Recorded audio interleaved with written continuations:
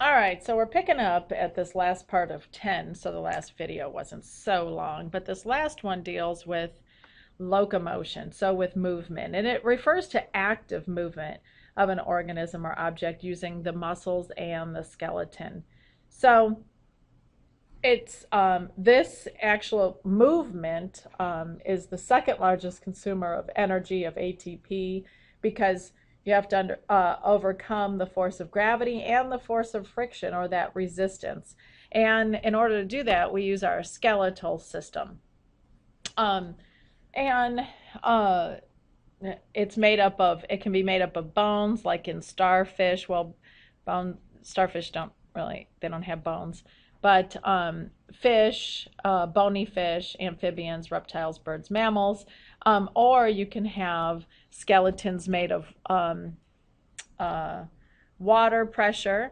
So there's water in here, and that's what keeps things like this earthworm.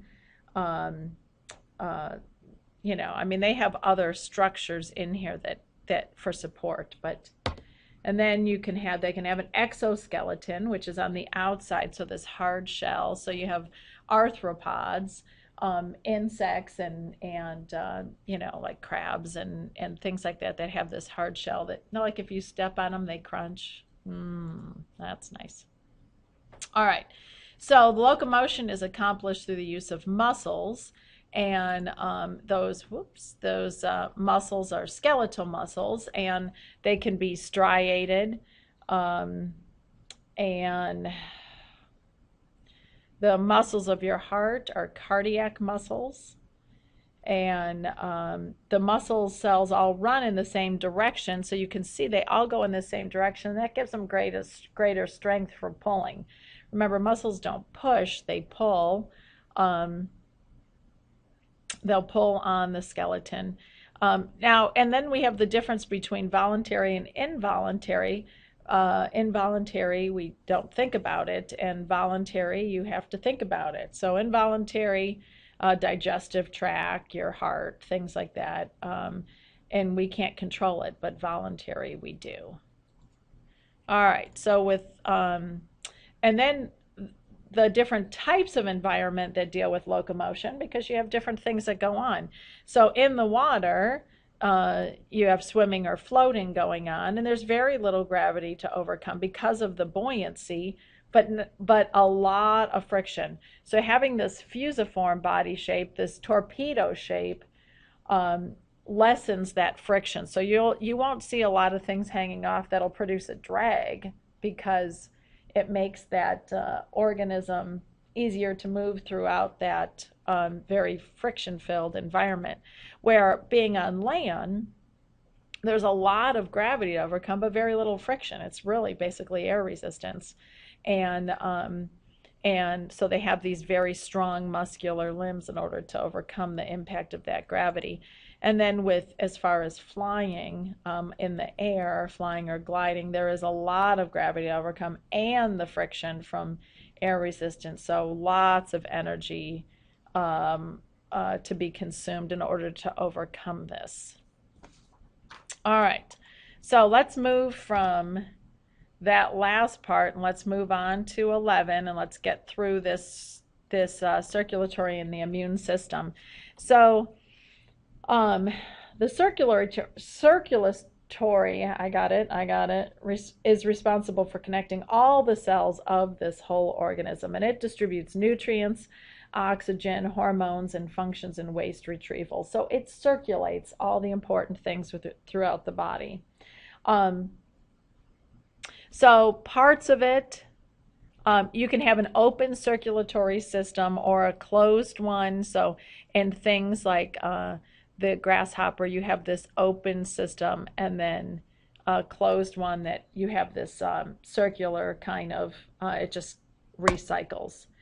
Now, looking at the atrium versus ventricle, I do want you to know this. The atrium is where the atrium is the chamber that receives the blood coming into the heart, and the ventricle is pumping blood away from the heart. When we move to the water vascular system of something like the starfish, And this is for movement as well. And so this water will get sucked in and then it gets pumped out into the arms and then into these, well, you can't see it on the underneath, but into these tube feet. So it gets pumped into those and they expand when they get filled with water.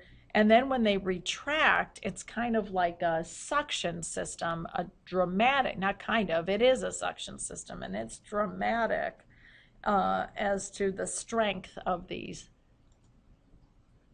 All right, and again, blood vessel types. We've got arteries and veins. The arteries carry blood away from the heart, and the veins carry blood toward the heart. And so big difference there. Then we have capillaries and all these other things. But I want you to know arteries, so underline that. Arteries carrying blood away from the heart, veins carry blood toward the heart.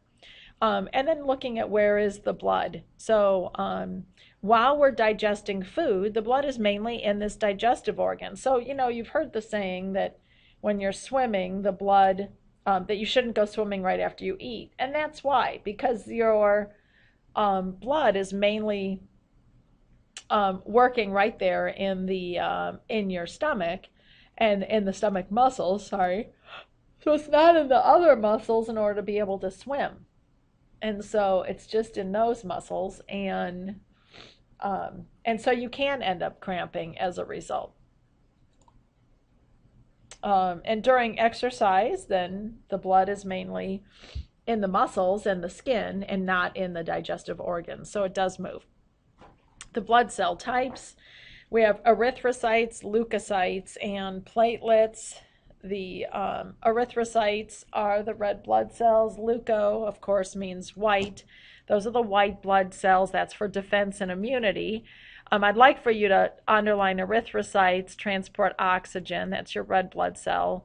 Leukocytes is your immunity, and your platelets is for blood clotting. So I do want you to know those three because those are pretty standard information there. As far as your immune system, this is your white blood cells that we just talked about, the leukocytes. And there's two types of immunity. There's innate immunity. This is you're born with it. And defenses such as skin, tears, mucus in your nose, ears. For plants, it's bark and, you know, these thorns and spines on a cactus. So there's innate immunities. And then there's specific immunities where we use the lymphocytes, the white blood cells, in order to attack the pathogens, like things like chickenpox or whatever. And this is, and we acquire this. So we can acquire it actively when we get whatever that pathogen is, and our bodies fight. They make memory cells so that in the future they can fight it. Or we can get it passively, and this is where we take immunizations and we get a weakened version of that virus, and then our body builds up an immunity toward that. That's all I got for you. I know you're sad. It's time to go.